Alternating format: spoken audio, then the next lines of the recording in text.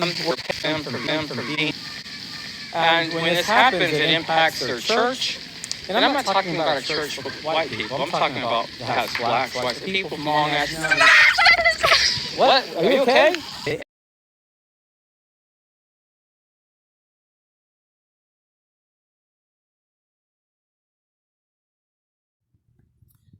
Hello, fellow TIs. My name is Robert, and I am a targeted individual. I want to share a few things that may be useful for TIs.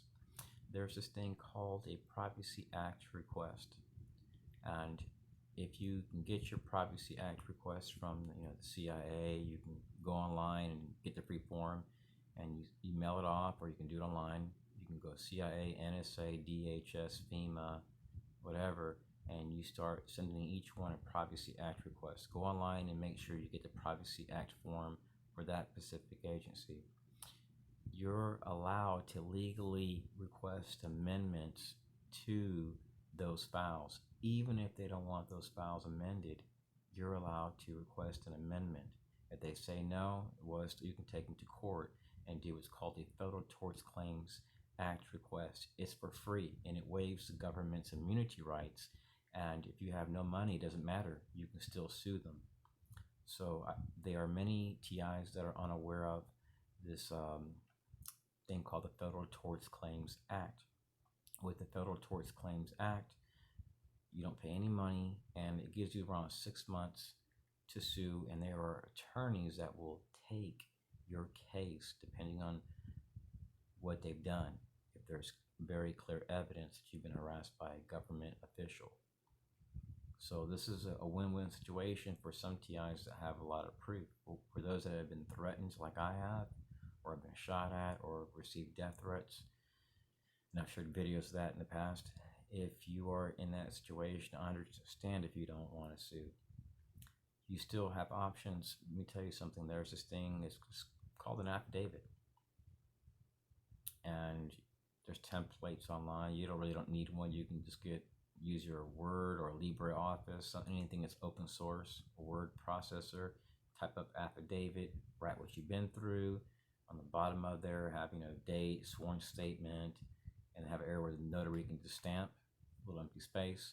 And then if you move to a different state and you experience the same exact targeting, same exact strategies, well, if you have video proof that you've been harassed by neighbors in one state and you move somewhere else and you're being harassed again, when all you do is cut your grass, wash your car, get your mail, you don't bother anyone, and you're being harassed in the same exact manner, well, that indicates that you're dealing either with a federal agency, a contractor, a stakeholder of some sort. And a lot of times, like groups like the Central Intelligence Agency, they will outsource.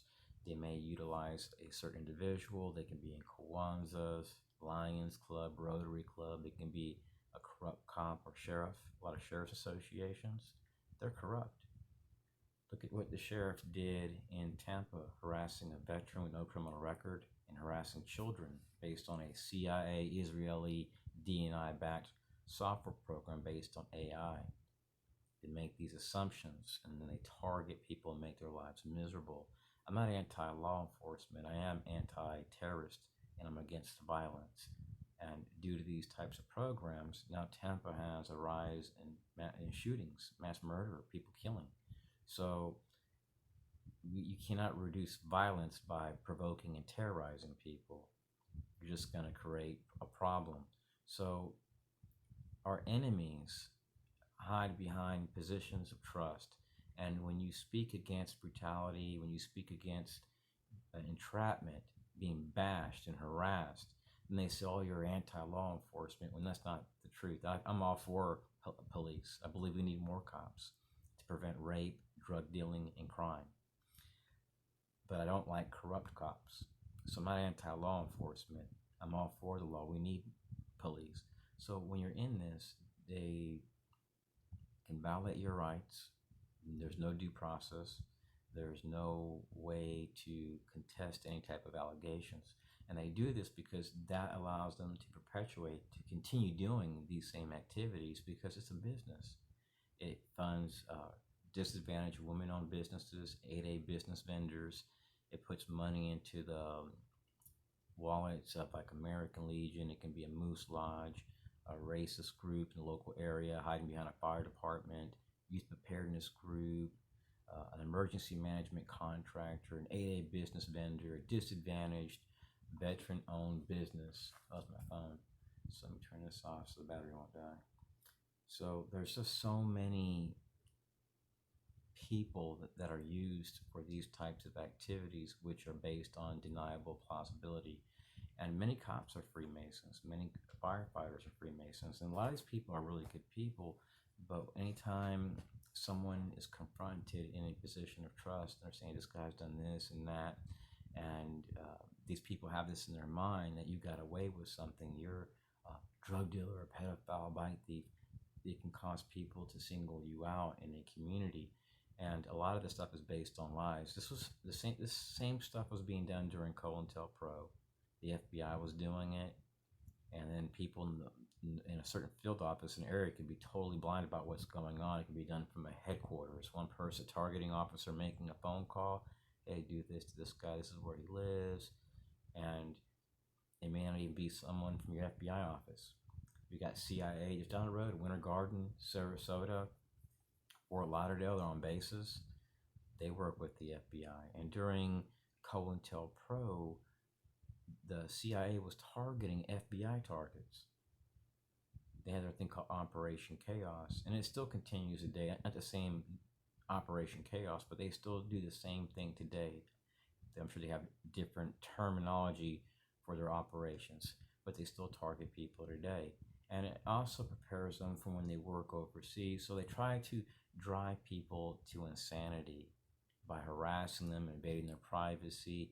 They do things which are technically not illegal, but they are illegal, and they're getting away with it through many different fronts. Some of them are climate change groups, community engagement, diversity and inclusion, and I'm all for women's rights and people being able to succeed that are minorities, because I'm a minority myself, but I'm not for people being able to profit off the false guises of diversity and inclusion and being able to bash other people. This is what we see in rogue nations occurring, and our nation is turning corrupt. And with the decline of our dollar, we're going to see a lot of people lose their crap. This is no joke. All across Florida, they are grown men and women living with their families. Some families are moving in with their families because rent is so high. If you don't have at least $600 a month, $700 a month, you can't even rent some apartments, like just to pay their monthly association fees, not including the mortgage and rent and food, all that type of stuff. So it's people have most Americans have no idea how hard it is for targets, and there's no support. Your president's not going to help you. Congress is not going to help you. Your inspector generals for Army or DHS, they're not going to help you. Or at the White House, they're not going to help you, because what do you think they do? They target people. They have bulletin boards and they have flyers. I've seen some of them from their own employees. They used to have other channels with lots of hits, and they were like, hey, look, this is what's going on. They're even targeting people overseas, targeting their computers, using Freemasons and networks. So this thing about democracy, it's really a bunch of hogwash. Because once you become targeted, you start to see how fake and phony these people are. Not all politicians, but those that are in positions of trust will say that this matter is a civil matter, and you'll hear the same thing in every state. For those that have proof like me, they don't send you to mental hospitals.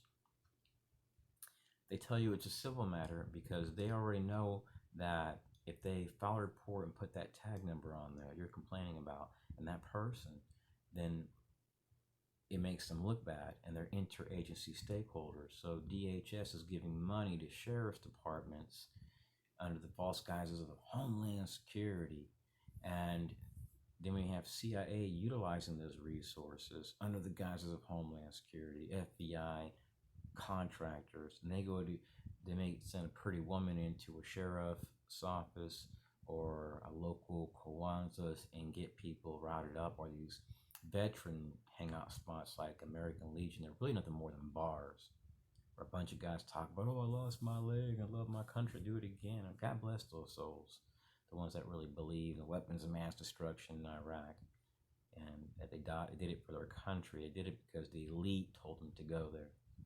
And I say this not being sarcastic, because I was one of those people that believed in our government, but then when it became targeted, similar to like people in Maui and Hawaii with their houses getting burned down, that was clearly not a normal incident.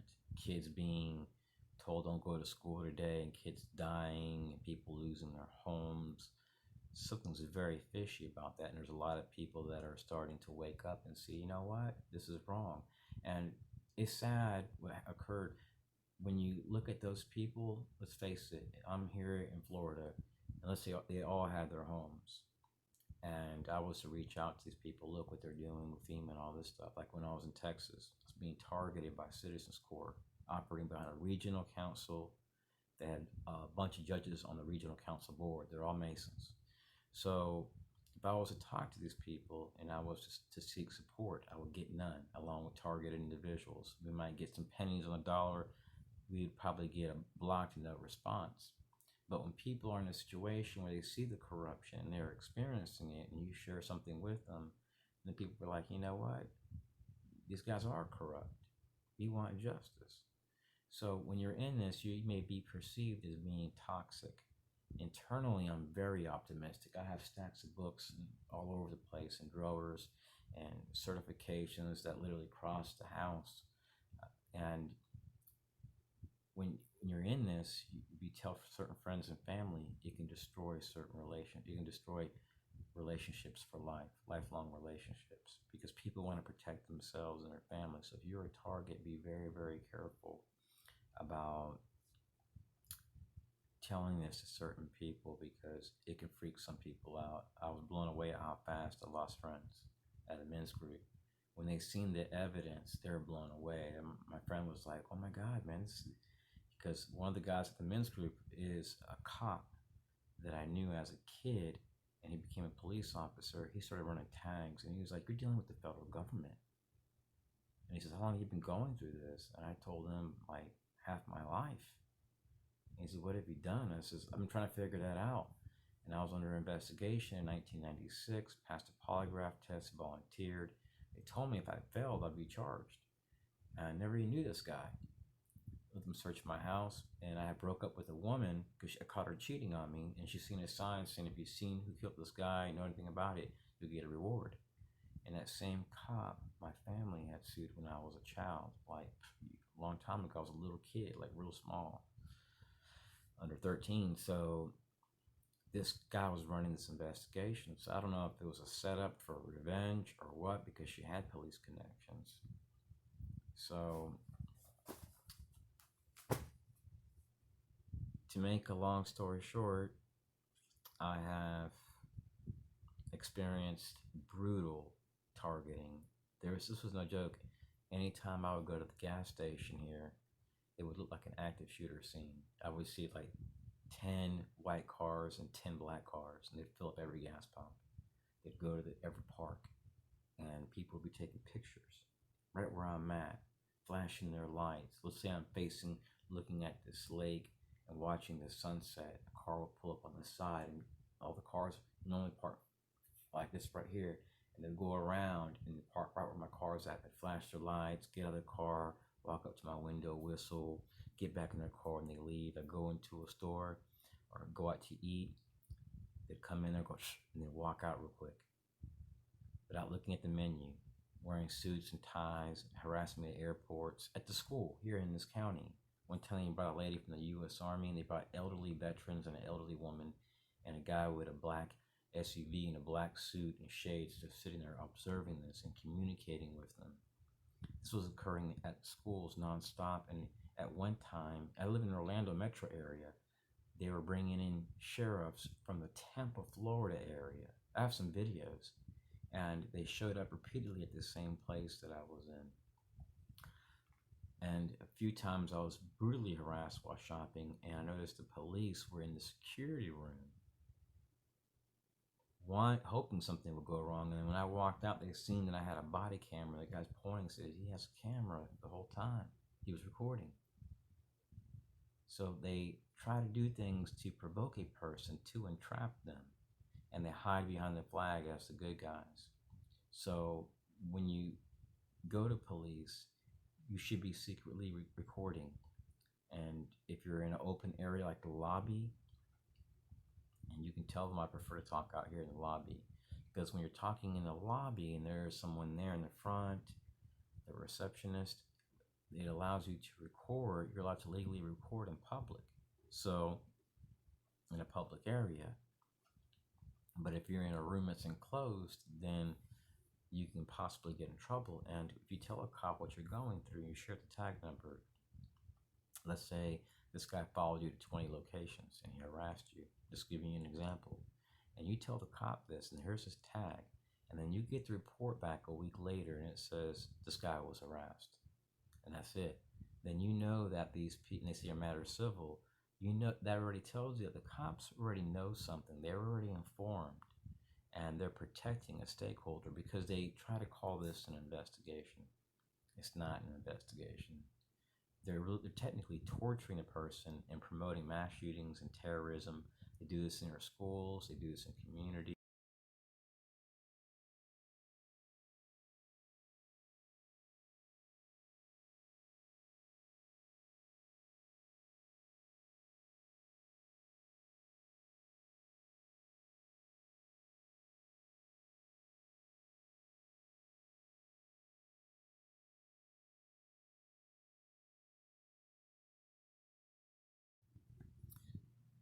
But if you're in a room that's enclosed, then you can possibly get in trouble. And if you tell a cop what you're going through, you share the tag number. Let's say this guy followed you to 20 locations and he harassed you, just giving you an example. And you tell the cop this, and here's his tag. And then you get the report back a week later and it says this guy was harassed. And that's it. Then you know that these people, and they say your matter is civil, you know that already tells you that the cops already know something. They're already informed. And they're protecting a stakeholder because they try to call this an investigation. It's not an investigation. They're technically torturing a person and promoting mass shootings and terrorism. They do this in our schools. They do this in communities.